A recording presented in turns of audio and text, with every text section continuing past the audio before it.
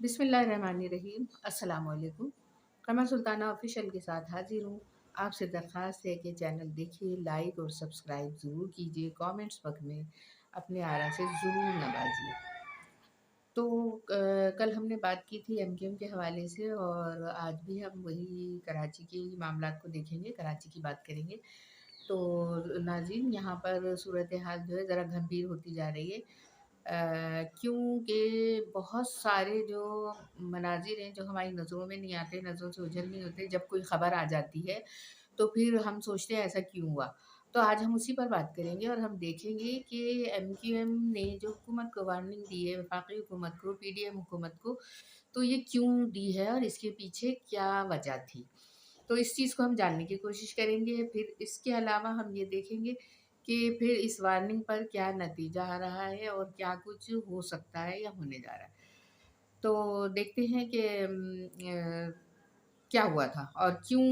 یہ سلسلہ چلا۔ تو یہاں پر ہم دیکھیں گے گورنر کامران ٹیسوری جب سے آئے ہیں اور انہوں نے اب کچھ دنوں سے بہت زیادہ کوششیں کی ہے ایم کیو ایم کو متحدہ کرنے کی، کراچی کی قیادت کو، کراچی والوں کے لیے ایک منظم قیادت ابھارنے کے لیے انہوں نے کوشش کی، جو پہلے سے تھی یہ قیادت، اور اس کو کسی وجہ سے توڑ پھوڑ کر ٹکڑے ٹکڑے کر دیا گیا تھا اور یہ کئی حصوں میں بٹ گئی تھی،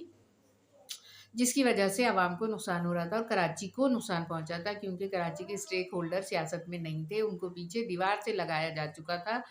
اور ان کی سیاست کو اور ان کی خدمت کو اتنا مجبور کر کے ختم کر دیا گیا تھا کہ وہ چاہتے ہوئے بھی اپنے عوام کے لیے کچھ نہیں کر پا رہے تھے، اور اس کی وجہ یہ نکل رہی تھی کہ الٹا عوام ان سے بدظن ہوتی چلی جا رہی تھی۔ تو یہ سب کیا اور کیسے ہوا، اس کو ہم دیکھتے ہیں۔ یہاں پر پیپلز پارٹی ہے سندھ میں، اور یہ کراچی سندھ کا سب سے بڑا شہر ہے، اور سب سے بڑا شہر ہونے کے حوالے سے اس کی بلدیہ بھی بہت بڑی ہے۔ یہاں کے وسائل اور مسائل دونوں بہت زیادہ ہیں، وسائل بھی زیادہ ہیں، مسائل بھی زیادہ ہیں۔ یہ اور بات ہے کہ وسائل پر قبضہ دوسرے لوگوں نے کیا ہوا ہے، کراچی والے اس سے محروم ہیں۔ تو ہم بات کریں گے کہ پیپلز پارٹی گورنمنٹ یہاں پر تقریباً، ویسے تو دیکھا جائے 40-45 سال سے براجمان ہے صوبہ سندھ میں، لیکن کچھ عرصے سے تقریباً 30-35 سال سے ایم کیو ایم یہاں پر تھی، اور انہوں نے یہاں کا ہولڈ سنبھالا تھا اور عوام کو ریلیف دیا تھا، عوام بہتر پوزیشن میں آئے تھے، بہت ساری بہتری پیدا ہوئی تھی، لیکن پھر اس کو بھی توڑ پھوڑ کے ٹکڑے، کبھی کوئی ٹکڑا، کبھی کوئی چیز، کبھی کوئی الگ ہو رہا ہے، کبھی کوئی الگ ہو رہا ہے، اس طرح ہوتے ہوتے ایم کیو ایم کو بالکل دیوار سے لگا دیا گیا، ختم ہو گئی ایم کیو ایم۔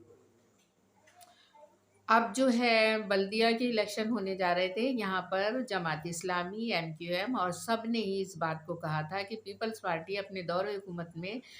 قراردادیں لا کر قوانین بنا چکی ہے کہ کے ایم سی جو ہے پوری کی پوری سندھ حکومت کے اختیار میں آ جائے، اس کے واٹر اینڈ سیوریج بورڈ، اس کا گاربیج سسٹم، اس کے ایجوکیشن اور یہاں کے جتنے بھی وسائل ہیں، جتنے بھی اہم ادارے ہیں، سب پر انہی کا قبضہ ہو اور یہی اپنی مرضی سے اس کو چلائیں، اور مقامی لوگ جو ہے بالکل اس سے بے دخل ہوں۔ تو یہ سب کچھ ہوتا رہا۔ اس سب کے بعد جو ہے ایم کیو ایم ہر موقع پر اپنا مطمع نظر پیش کرتی رہی، اپنا بتاتی رہی اپنی باتیں ہر حکومت کو، جس کے ساتھ ایم کیو ایم نے الحاق کیا، جس حکومت کے ساتھ، جس میں پیپلز پارٹی شامل ہے، جس میں پی ٹی آئی شامل ہے، جس میں نواز شریف گورنمنٹ شامل ہے، مسلم لیگ، سب سے اتحاد کیا، اور سب سے اتحاد کر کے آٹے میں نمک کے برابر ان لوگوں کو ریلیف ملتا رہا، اور عوام کے لیے کوئی ریلیف نہیں ملا۔ ہاں، یہ الگ بات ہے کہ وزارتیں سفارتیں ضرور ملی ہیں، جو ذاتی ظاہر ہے ایک شخص کو وزارت ملی ہے وہی اس سے فائدہ اٹھائے گا، کچھ پارٹی کو بھی فائدہ پہنچتا ہے، کچھ عوام کو بھی فائدہ پہنچتا ہے، ایسا تو ہوتا ہے، لیکن مجموعی طور پر سب سے زیادہ فائدہ ذاتی طور پر اس شخص کو ہوتا ہے جو وزیر ہے۔ تو یہ سب کچھ ہوتا رہا، اس کے بعد یہی سب سلسلہ چلا، اور اب پی ڈی ایم کی گورنمنٹ میں بھی یہ لوگ کسی منشور کے تحت داخل ہوئے تھے، انہوں نے اپنی باتیں ان کے سامنے رکھی تھی اور ان سے کہا تھا کہ یہ کراچی کے اہم ادارے جو ہیں یہاں پر رہنے والوں کے حوالے ہونے چاہیے، یہاں پر حلقہ بندیاں درست ہونی چاہیے، مردم شماری درست ہونی چاہیے، تاکہ ہم جو کراچی میں اکثریت میں ہمیں اقلیت میں تبدیل کیا گیا ہے، اس کو ہم واپس لانا چاہتے ہیں، اور اس چیز کو ہم बेहतर तरीके से आगे लेके जाना चाहते हैं। हमारी ये मुतालबा माना जाए कि मरदमशुमारी भी दोबारा किया जाए और हल्का बंदी भी दोबारा से हो। तो इस बात को पीपल्स पार्टी गवर्नमेंट ने माना था, क्योंकि सिंध में इनकी हुकूमत थी, इन्होंने माना था पीडीएम के तहत। लेकिन इतने महीने गुजरने के बावजूद बार-बार इलेक्शन की डेट चेंज होती है, केएमसी इलेक्शन की डेट की बात हो रही है, तो वो चेंज होती है, लेकिन इनको कोई इसमें कोई फ़ायदा नहीं होता। अब यहाँ पर थोड़ा-सा लूज़र जो है एमजीएम पाकिस्तान भी साबित होती है कि उन्होंने अपनी बात को मनवाया नहीं, काफ़ी महीने हो गए इस बात को, अपनी बात को मनवाया नहीं और इलेक्शन के दिन आते रहे, जाते रहे और अब 15 जनवरी को बिलावल साहब ने बाकायदा कहा है कि ये हर हाल में इलेक्शन होंगे। क्योंकि कामरान टिसोरी जो है इस वक़्त फ़ाल हैं और वो एमक्यूएम के धड़ों को मुत्तहद करना चाहते हैं और कर चुके हैं काफ़ी कुछ। और इस तरह दूसरी तरफ ये भी सुनने में आ रहा है कि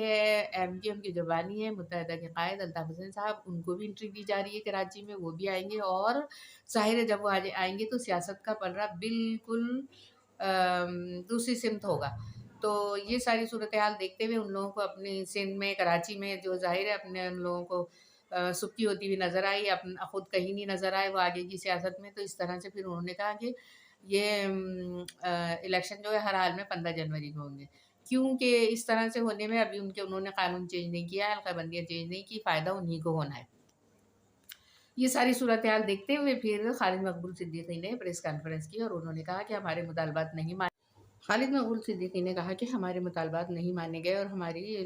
जो मुतालबात जिसके तहत हम गवर्नमेंट में शामिल हुए थे वो पूरे नहीं हुए।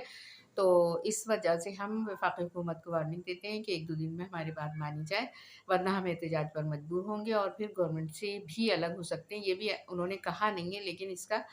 अंदिया और रिज़ल्ट यही नज़र आ रहा है कि फिर हुकूमत से अलहदगी पर सोचा जाएगा। तो इस बात को जो है मुस्लिम लीग नून ने सीरियस लिया है और उनके जो कौमी असम्बली के मेंबरान हैं अयाज सादिक और साद रफ़ीक, ख्वाजा साद रफ़ीक साहब तशरीफ़ लाएँगे कराची और वो कराची में एमक्यूएम से बातचीत करेंगे, पीपल्स पार्टी से बातचीत करेंगे और देखते हैं कि फिर आगे सूरत-ए-हाल क्या होती है और किस तरह का रिज़ल्ट आता है। तो बात का नतीजा यही निकला कि पीपल्स पार्टी अपनी मनमानी करती आई है, मनमानी कर रही है और किसी भी तरह से वो मुत्तहदा एमक्यूएम पाकिस्तान को